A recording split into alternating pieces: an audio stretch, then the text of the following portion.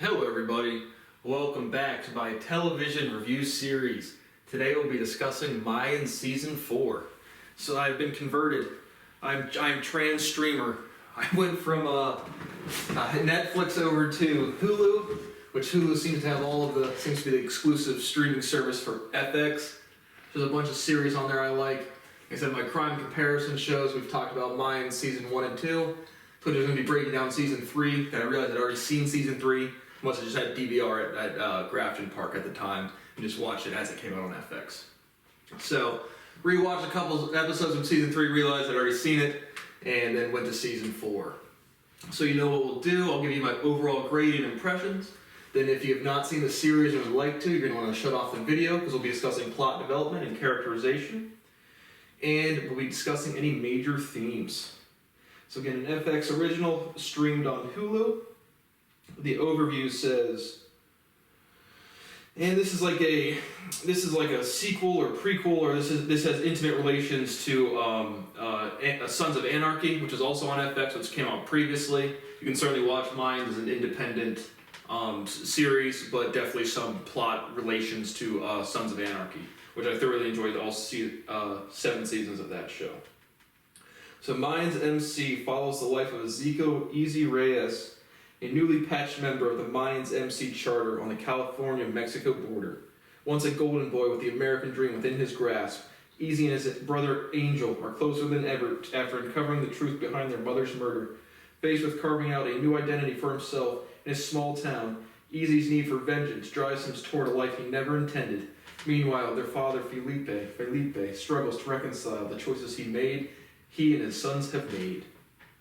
And so, overall grade and impressions, I really liked Season 1. I thought Season 2 and Season 3 started to drag a lot with the relationship between Miguel Galindo.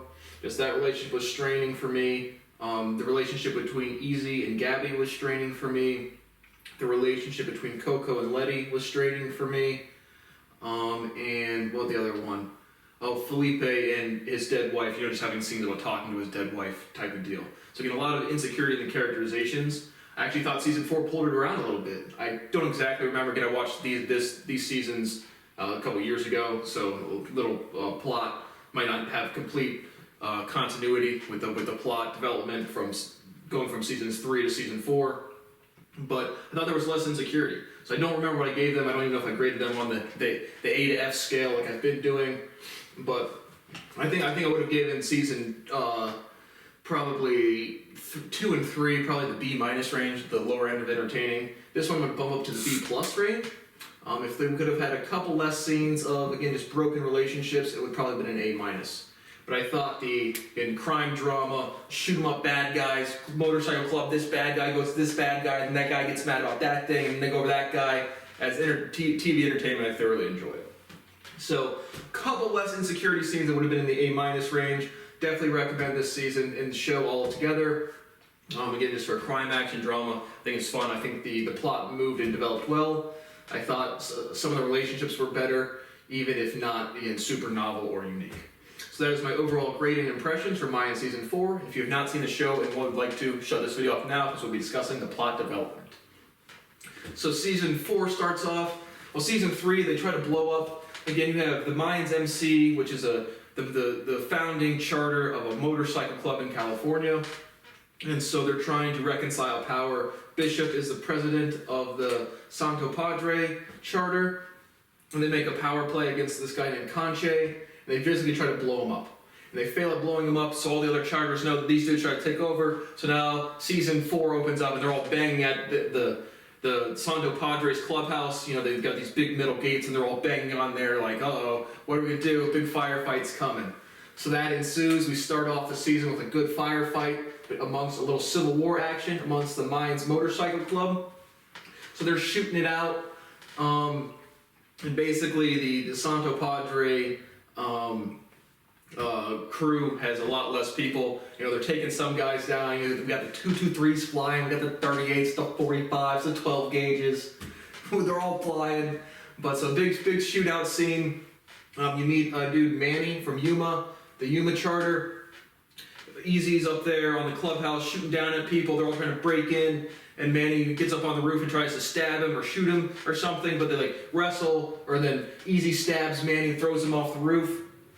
And then basically, the big firefight for the first 30 minutes or so, the first episode, and then basically the Santo Padre chapter is outnumbered. So they go down and they're basically like, they really want Easy because, he was the one that blew up, detonated the bomb against Conche. And he's like, we're all going to clearly die, so I'm just going to go out there, hopefully they kill me and be done with it. And so they line them all up, execution, holiday massacre, Valentine's Day massacre style, and they take one out, and then as they're getting ready to execute the entire Santo Padre charter, Marcus Alvarez comes back in. And so he's like the founding member of the entire Mayans MC. And season 2 and 3, he had left the motorcycle club basically to be Miguel Galindo, who is the cartel leader in the show. So you have the motorcycle club in general, the Santo Padre chapter out on the border. Their major money-making scheme is smuggling heroin with the cartels. And those are like your main players, as long as with the Sons of Anarchy motorcycle club from the show. So those are like your main players throughout the season. And so, what was I saying there? I don't know, after the big firefight, Marcus Alvarez comes in and is like, hey guys, they execute one of the Santo Padre members, and he's like, I started this motorcycle club, we're gonna fix this. So for the next couple episodes, it's not clear to me. Again, I kind of forget what happened to the Galindo cartel in season 3, so I'm not really sure why it disbands. Miguel doesn't play a major role until kind of like the middle of the season. He's kind of more of like off in this like nun monastery thing, and he's there like doing penance and stuff, trying to confess his sins. Doesn't want to. There's somebody else on the farm. They roll up and they want to kill this dude who's 35, 40. He's got a small kid on the monastery grounds or whatever it's called, and they steal the kid. They kill the kid and dump him off, and that's really when Miguel like. It's like some terrorist group or LNG or some other just guerrilla warfare group, but they kill the kid, dump him off, and then that's when Miguel like has his realizations or something, confesses his sins and gets back into the world. That's really more so later in the thing, but Miguel, again, not really sure what happens between season 3 and season 4 as to why the Galindo cartel is no longer a major presence. But that's why Marcus Alvarez, because he went to be private security for the Galindo cartel in the previous seasons, now comes back and now he's running the motorcycle club. So they have a couple seasons, several scenes, a lot of plot development of the charters hating each other. They were just in a huge gunfight together, and now they're all buddies, and they're not getting along very well. So the next kind of major development is after that they have like a retreat for fallen brothers. Again, Coco in this season. Again, there's less tense scenes with Letty, which were off-putting in season 3 and 2. But Alvarez sends Coco to Oakland to go to their fallen brothers ceremony. At that point, basically in their motorcycle club, they have clubhouse girls. And so one of the clubhouse girls found a Sons of Anarchy. I think the guy was Montez. I think it was kind of like the actual character of the show, Montez. I don't remember. I think it was kind of like a little, I don't say Mexican, but like Latino dude.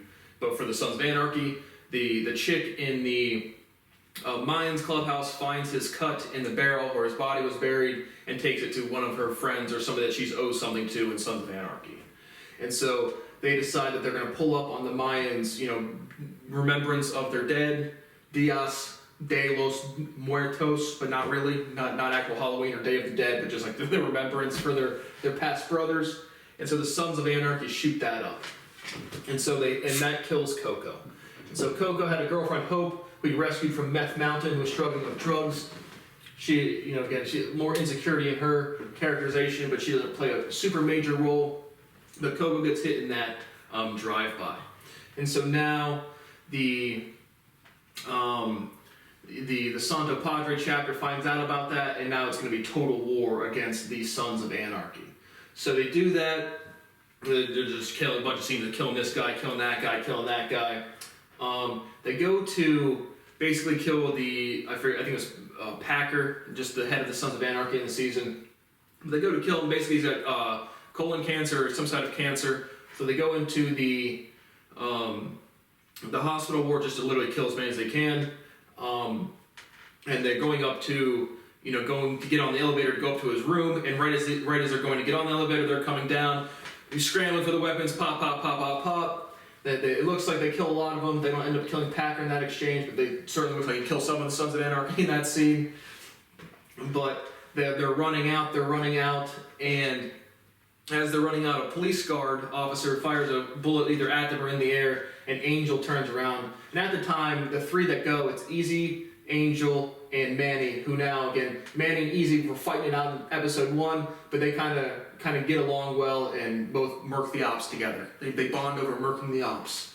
And actually, I thought Manny was played well. He gets burned to death later on in the season. I thought his characterization is pretty well, but he does get burned later on. He does make it out of the hospital exchange. But again, for a shoot-'em-up fictional action show, I like it. But how would they not?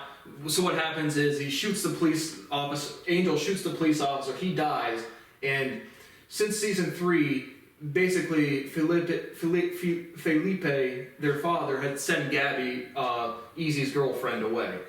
So it turns out she's the nurse, and so she recognizes Angel's the one that just shot him. And so they like scoop her up and gather her in the car. And Gabby's like, Easy, I love you, but I'm gonna have to tell the cops, which again, what's gonna happen there. So it shoots her, so Easy murks Gabby, which I thought was interesting, characterization development. And after, their relationship, again, Easy being like, I'm such a bad guy. And remember, his characterization development's like, I'm, in season 1, he kind of had like this, I'm the smart guy too, like there's a little edge, like, a real genius type of character, which I think is just better when it's just shoot 'em up bad guy type of characterization. But so that kind of goes away in late season 3 or 4. Like there's not much of the, there's a couple of references, but it's like you can tell in season 1 it's supposed to be like he's this like really smart dude getting into the drug world, and I just think he's a better character. It's just a bad guy. So Merck's Gabby, that was pretty interesting things. I thought their relationship was super straining on the enjoyability of season 3. So that Felipe definitely almost like, definitely has it out for Easy after that. He goes up to Easy's trailer one day, with a gun, and Easy's like, puts his hand to his head, takes Felipe's hand, puts the gun to his head and says, you gonna do anything? No, okay, sweet. So that's what kind of happens there.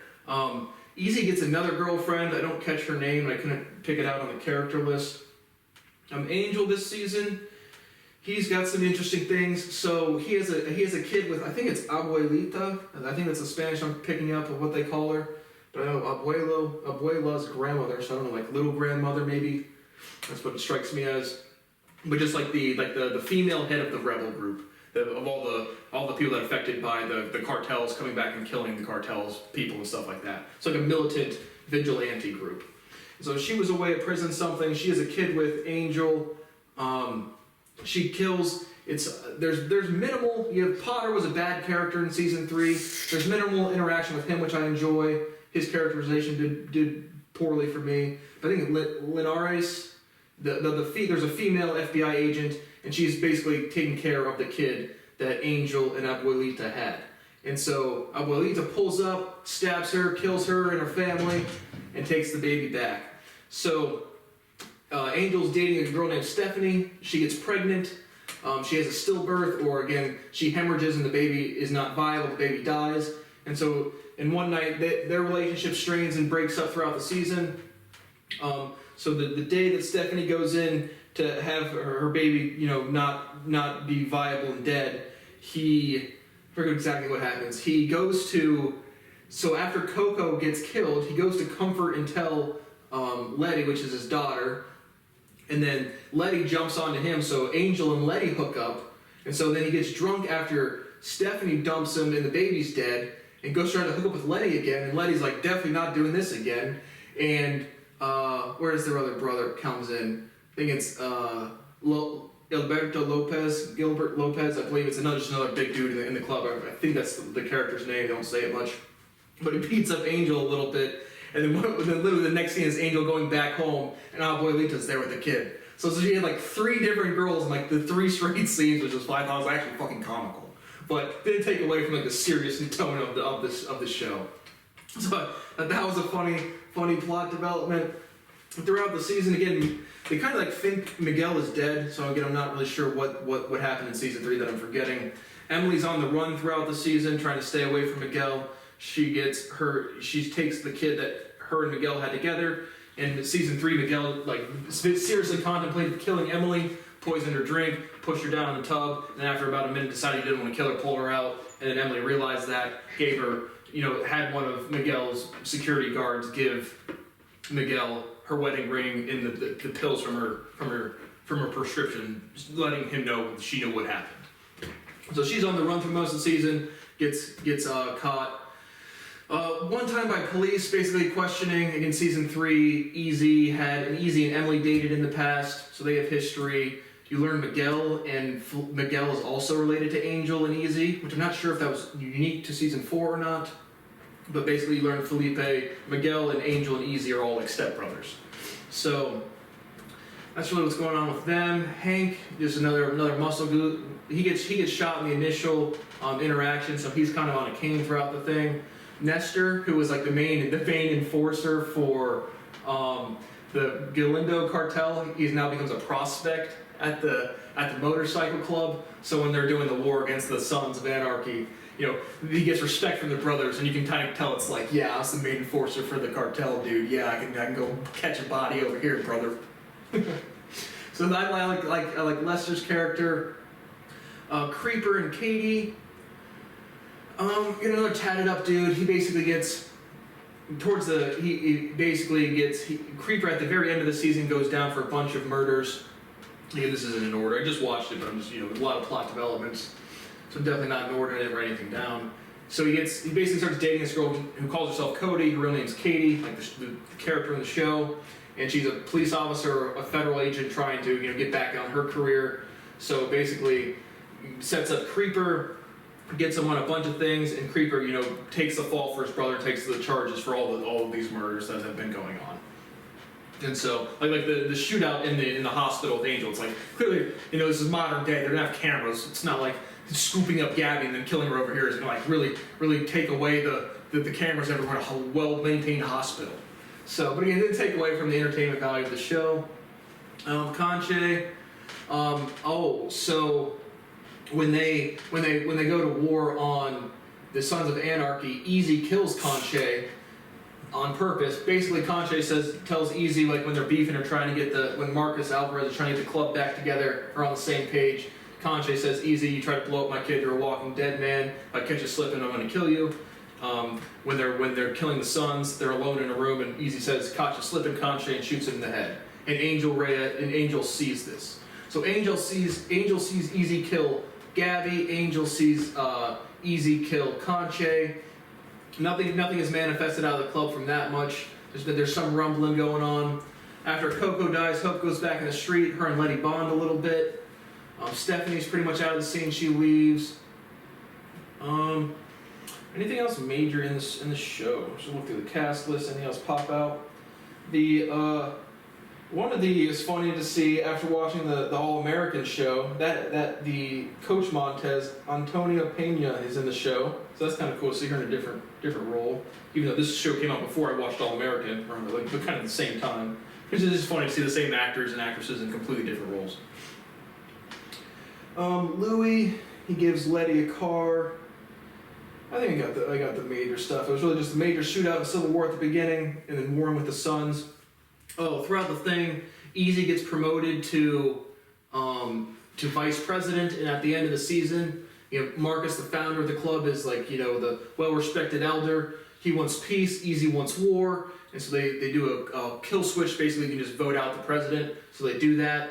And so at the end of the season, Easy is now the president of the Mayans MC Santo Padre chapter.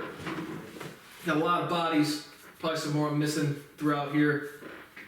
And those are the major developments. I'm sure I missed some stuff. There was another Son's attempt at Easy on the road. He just kind of kills him on the motorcycles, and a truck falls on him. So I believe that's all of the major developments, and I'm not seeing anything else big jump out from the characters. So overall, again, I really like Potter it seemed like all of the characterizations I didn't like were written better. Potter wasn't in much, which was distraining.